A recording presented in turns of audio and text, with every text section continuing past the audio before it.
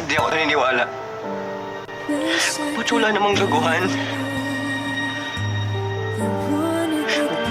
Bakit tumingin ka sa akin? Tumingin ka sa akin. May iba ba? Ha? Sino yung kasama mo sa trabaho mo? Walang iba, Tim. Wala. Yun naman pala eh.